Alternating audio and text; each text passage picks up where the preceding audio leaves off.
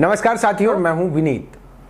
आज हम इस वीडियो में अपने जातिगत आरक्षण पर बात करेंगे और आपकी कुछ मिसअंडरस्टैंडिंग्स को फैक्ट के जरिए दूर करना चाहेंगे। वो भी कुछ को, सबको नहीं कर पाएंगे। बहुत सारे लोग ये दलील देते हैं कि आरक्षण का आधार आर्थिक होना चाहिए, न कि जातिगत। लेकिन जब सदियों से जात के आधार पर डिस्क्रिमिनेशन होता आया है तो समाधान आर्थिक आधार पर कैसे हो सकता है? जब एक भिक्षा मांगने वाला व्यक्ति एक पढ़े लिखे आदमी को एक शब्द यानी उसकी जाति बोलकर अपमानित कर देता है और उसको ये बोलने का अधिकार उसकी जात से मिलता है क्योंकि वो जाति विशेष यानी उच्च जात का है, तो वो पढ़ा लिखा आदमी जो कि छोटी जाति का कहा जाता है, फिर उसके लिए आर्थिक आधार पर विचार कैसे किया जा सकता है? जो लोग बोलते हैं कि अब जातिवाद नहीं होता और जातिगत आरक्षण खत्म कर देना चाहिए, वही लोग जाति के आधार पर खुद को उच्च भी मान रहे होते हैं। जैसे हमारे एक दोस्त कहते हैं कि मैं जाति में नहीं मानता, मैं किसी जाति विशेष के घर जाता हूं तो उनको नीचा महसूस नहीं कराता, उनके घर पे खाना खा लेता हूं, या कोई दलित व्यक्ति हमारे घर पे आता है तो मैं अपनी कुर्सी दे देता हूं। कहने का अंदाज ऐसा होता है जैसे एहसान किया हो। वो जातियां जिन्होंने शिक्षा, समाज और संपत्ति में हजारों सालों से 100% आरक्षण का आनंद लिया, उच्च जातियां बनती हैं या कहलाती हैं। तथाकथित उच्च जातियां ब्राह्मण और उनके साथी क्षत्रिय और वैश्य भारत की जनसंख्या का मुश्किल से 15% भी नहीं है। चंद सालों में ही बाकी 80% आबादी के लिए शिक्षा और रोजगार में आरक्षण की शिकायत करते लगातार घूम रहे हैं। तो सबसे बड़ा सवाल है कि क्या सच में इससे सवर्णों को नुकसान होता है? ये जो तस्वीर आप हमारे बगल में देख रहे हैं, ये डीवाई चंद्रचूड़ जी की है, जो भारत के सर्वोच्च न्यायालय के वर्तमान न्यायाधीश हैं। वो पहले इलाहाबाद उच्च न्यायालय के मुख्य न्यायाधीश थे और बॉम्बे उच्च न्यायालय के न्यायाधीश भी थे। स्वयं देशस्थ ऋग्वेदी ब्राह्मण समुदाय से आते हैं। मैं उनकी जाति का जिक्र इसलिए कर रहा हूं क्योंकि सवाल जातिगत आरक्षण और संस्थागत भेदभाव का है।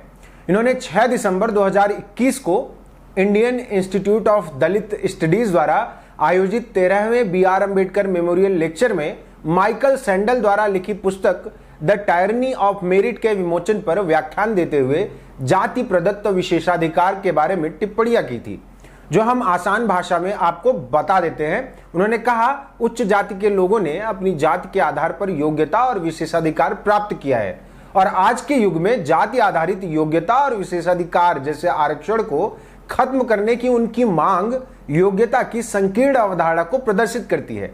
उच्च वर्ग के व्यक्ति अपनी सफलता को अपनी योग्यता के माध्यम से अर्जित बताते हैं, जबकि ये जातीय विशेषाधिकार का परिणाम है।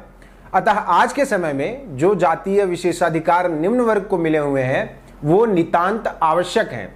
उच्च वर्ग जाति बंधन से मुक्त हो सकता है, लेकिन निम्न वर्ग को जातीय विशेषाधिकारों से वंचित करना उनके साथ छलावा होगा। जाति के आधार पर भेद दलितों और उच्च जातियों के बीच की खाई को दर्शाता है, जहां SC, ST, OBC समुदाय के लोगों को अपमानित किया जाता है और उनके अधिकारों से वंचित किया जाता है, लेकिन इनको सम्मान मिलता है। ये सब बातें जस्टिस चंद्रचूड़ जी ने तर्कपूर्ण कही, लेकिन जहां वो स्वयं बैठे हैं वहां के विशेषाधिकार पर उन्होंने कोई टिप्पणी नहीं की। स्वयं उन्होंने अपनी जाति और अपने पिता के सुप्रीम कोर्ट में होने का कैसे लाभ उठाया, आप मेरी स्क्रीन पे देख सकते हैं, उसके बारे में उन्होंने कोई टिप्पणी नहीं की, न उस परिवारवाद की, न उस जातिवाद की। वो जिस संस्थान में जहां बैठते हैं, जो चल रहा है, उसके बारे में कोई चर्चा उन्होंने अपने पूरे वक्तव्य में नहीं की, लेकिन जो किया वो तर्कपूर्ण था। लेकिन हम आपको सुप्रीम कोर्ट के बारे में कुछ बातें बता देते हैं, आपको समझ में आ जाएगा आरक्षण क्यों जरूरी है। 1980 तक सुप्रीम कोर्ट में OBC या SC समुदाय का कोई जज नियुक्त नहीं होता था। SC, ST और OBC भारतीय आबादी का 80% हिस्सा है। ऐसे में या तो 80% आबादी प्रतिभाहीन है या कुछ और भयावह तब तक हो रहा था। आजादी के बाद से अब तक सिर्फ 8 SC जज और 1 SC चीफ जस्टिस नियुक्त किया गया है मुख्य न्यायाधीश के तौर पर। आजादी के बाद से अब तक सिर्फ 8 SC जज और 1 SC चीफ जस्टिस की नियुक्ति हुई है। मुख्य न्यायाधीश KG बालाकृष्णन भारत के 47 मुख्य न्यायाधीशों में से SC वर्ग के भारत के पहले और एकमात्र मुख्य न्यायाधीश हैं। OBC जो भारतीय आबादी का 40 से 50% हिस्सा है, निचली अदालत में मात्र 12% है। उसमें भी हमेशा से 30 से 40% नियुक्तियां मात्र ब्राह्मण जात से की गई हैं, जो कि भारतीय जनसंख्या का केवल मुश्किल से 5% भी नहीं है। मई 2014 के बाद से नियुक्तियां जितनी भी की गई हैं उनकी जाति और पंथ की संरचना का ये रिकॉर्ड देख लीजिए जो आप तस्वीरों में देख रहे हैं, आपको बहुत कुछ समझ में आ जाएगा। आप ये फोटो जो स्क्रीन पे चल रही है इसको ध्यान से देखिए, आपको समझ में आएगा। डेटा होता है, हमेशा एक कहानी कहता है। अगड़ी जातियों की हिप्रोक्रेसी की कहानी यह है कि ये अपने जातिगत विशेषाधिकार से इतने कंफर्टेबल हो जाते हैं कि इनको ये सब बहुत ही नॉर्मल लगता है। इस पूरी कहानी का सबसे दुखद या कहिए हास्यास्पद पहलू यह है कि कुछ लोग अभी भी कहते हैं कि जातिगत आरक्षण तथा कथित उच्च जातियों को नुकसान पहुंचा रहा है और मानते नहीं है कि कैसे सदियों का जातिगत विशेषाधिकार उच्च जाति की मदद कर रहा है और 80% भारतीय आबादी को नुकसान पहुंचा रहा है। मैं कुछ और फैक्ट्स बता देना चाहूंगा। अपर कास्ट के लोग न केवल न्यायपालिका पर हावी हैं, वो भारत के हर क्षेत्र में हावी हैं, जिससे साफ पता चलता है कि आरक्षण इनको नुकसान नहीं पहुंचा रहा है। यदि आरक्षण अपर कास्ट के लिए नुकसानदेह होता तो वो हर क्षेत्र पर हावी नहीं होते। जातिगत आरक्षण सबको बस बराबर प्रतिनिधित्व देने के लिए बनाया गया है। उदाहरण के तौर पर हाल ही में कोविड के दौरान टीकाकरण अभियान में दुनिया भर में हर सरकार ने टीकाकरण अभियान के दौरान आबादी के कमजोर वर्ग मतलब वरिष्ठ नागरिकों की तरह जो लोग थे उनको पहली वरीयता प्रदान की। जानते हो क्यों? उन्हें इसकी सबसे अधिक आवश्यकता थी। बुजुर्गों और कमजोर मरीजों को पहले टीके देने का मतलब यह नहीं है कि सरकारें स्वस्थ और युवा आबादी को नुकसान पहुंचा रही हैं या मारना चाहती हैं। आरक्षण भी वैसी ही एक प्रक्रिया है जो हजारों सालों से दबाई गई जातियों को वर्तमान समय में लोकतंत्र में समान प्रतिनिधित्व देने के लिए शुरू किया गया है। जो लोग सोचते हैं कि आरक्षण उच्च जातियों को नुकसान पहुंचा रहा है, उनको उच्च जातियों के उच्च संस्थानों पर कब्जे की भी ये कहानी, ये परिस्थिति और जितनी भी संपत्तियां हैं उन पर उनके अधिकारों को जान लेना चाहिए।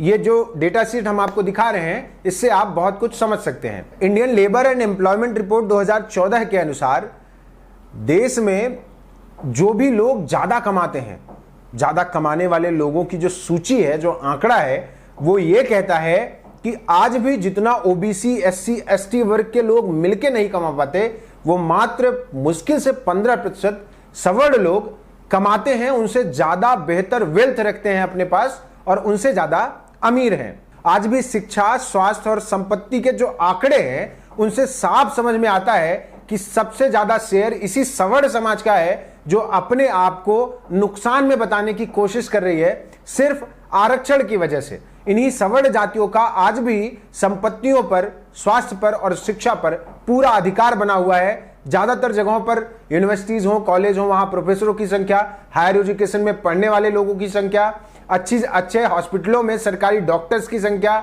और तमाम ऐसी चीजें जिन पर कुछ अधिकार आरक्षण की वजह से ओबीसी, एससी को मिला जरूर है, लेकिन बड़े पदों पे जो लोग बैठे हैं इन्हीं का कब्जा है। आप एक तरीके से कह सकते हैं कि जितने भी प्रशासनिक पद या बड़े पद हैं, मलाईदार पद हैं, उन पे आज भी इन्हीं का कब्जा है। ये सब बातें तो हो गई नुकसान की, लेकिन भारत में अगड़ी जाति के व्यक्ति होने का क्या लाभ है ये भी जान लीजिए।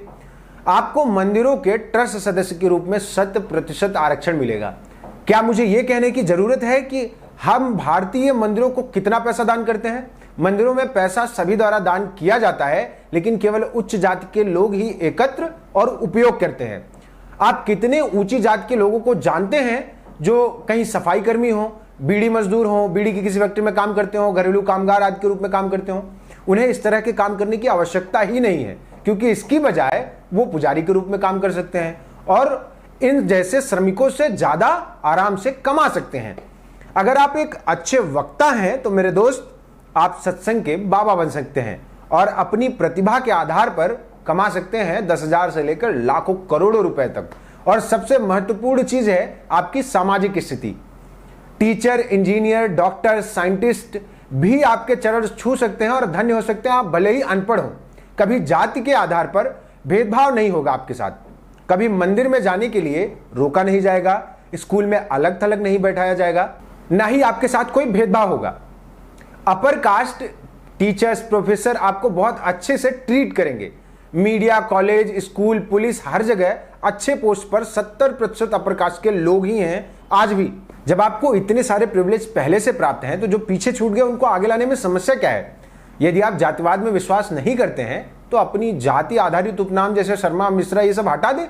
एक ही जाति के लोग ये मिलके एक दूसरे का समर्थन करते हैं और फिर जो निचली जातियों के लोग हैं उनका अपमान करते हैं, फिर कहते हैं जातिवाद हो रहा है। और यहीं से जातिवाद होता भी है। लोग बेशर्मी से लोगों की हमसे या आपसे जाति पूछते हैं और जब पता चलता है कि किसी निचली जात के हैं तो वो बुरे चेहरे बनाते हैं, फिर आपसे दूरी बना लेते हैं। ये मैं आपको अपने एक्सपीरियंस के आधार पर बता रहा हूं। सरकारी विभागों में स्थिति और भी खराब है। चौथी श्रेणी का कर्मचारी, निचली जाति का कोई अधिकारी आ जाए, अगर उसको पता चल जाए तो उसको अभिवादन तक करने में कतराता है। अब आते हैं हम आरक्षण पर। आरक्षण का मतलब यह है कि कुछ वंचित समाज के लोगों के लिए सीटें आरक्षित हैं। आमतौर पर परीक्षाओं में SC ST OBC के जो छात्र अच्छा नंबर लाते हैं उनको इंटरव्यू में कम अंक प्रदान किए जाते हैं या कम अंक दिए जाते हैं, भले ही उन्होंने लिखित परीक्षा में अच्छा स्कोर किया हो। यदि कोई आरक्षण नहीं होता तो ये SC ST OBC के सभी लोगों को इंटरव्यू में कम अंक देकर बाहर का रास्ता दिखा दिया जाता। कुछ लोग कहते हैं कि जातिवाद का कारण ही आरक्षण है। मैं उनसे पूछना चाहता हूं कि अगर आरक्षण हटा दिया जाता है तो क्या हर उच्च वर्ग का व्यक्ति ये बंद कर देगा कहना मुझे गर्व है कि मैं योगी का ठाकुर हूँ। मुझे गर्व है कि मैं योगी का ठाकुर हूँ। ये कहा जाता है कि आप खाली राजपूतों की पॉलिटिक्स करते हैं, तो आपको क्या दुख होता है? नहीं, कोई दुख नहीं होता। क्षत्रिय जाति में पैदा होना कोई अपराध थोड़ा है। पर उसकी इस देश की एक ऐसी जाति है जिसमें भगवान भी जन्म लिए हैं और बार बार जन्म लिए हैं, तो अपनी जाति पर स्वाभिमान हर व्यक्ति को होना चाहिए। गर्व है मुझे राजपूत होने पे। ये हमारे बच्चों ने लिखवाया क्योंकि उन्हें ठाकुर कहने का जानने का गर्व होता है। एक खास समुदाय के लोग पुजारी बन जाते हैं, शादी पूजा मुंडन आदि के नाम पर पैसा कमाते हैं, इंसान की मौत पर भी पैसा कमाते हैं। कहते हैं पूजा कराओ नहीं तो मृत आत्मा की शांति नहीं मिलेगी। ये क्या है? ऐसे लोगों के लिए मंदिरों और अन्य हिंदू रीति रिवाजों में इतना बड़ा आरक्षण है कि आप सोच नहीं सकते। ये ठग कई अनपढ़ लोगों को यह कहकर डराते हैं कि गृह दशा सही नहीं है और गृह दशा को शांत करने के लिए पूजा करने के नाम पर उन्हें लूट लेते हैं। ऐसे में अगर हमारे देश से जातिवाद खत्म करना है, आरक्षण खत्म करना है, तो सबसे पहले ये जो एकाधिकार तमाम संस्थानों पे बना हुआ है, जहां असमानताएं हैं, उसको खत्म करना पड़ेगा। चाहे वो मंदिर हो, चाहे सुप्रीम कोर्ट जैसी संस्था, उन सभी जगहों पर सभी जातियों का प्रतिनिधित्व निश्चित और तय करने की आवश्यकता है। तभी इस देश से जातिवाद खत्म हो पाएगा, तभी इस देश से जातियां खत्म हो पाएंगी, वरना यह हमेशा बने रहने वाली चीज है। और रही बात इसकी कि जातियां कहां से आई, तो ये किसी भगवान ने नहीं बनाई। वैसे तो मैं किसी भगवान में मानता नहीं, लेकिन अगर भगवान कहीं होगा भी तो भगवान ये तो पक्का नहीं करेगा कि लोगों को बांटकर धरती पर भेजे। अगर आपको हमारा वीडियो पसंद आया हो तो चैनल को सब्सक्राइब करना मत भूलिएगा। धन्यवाद।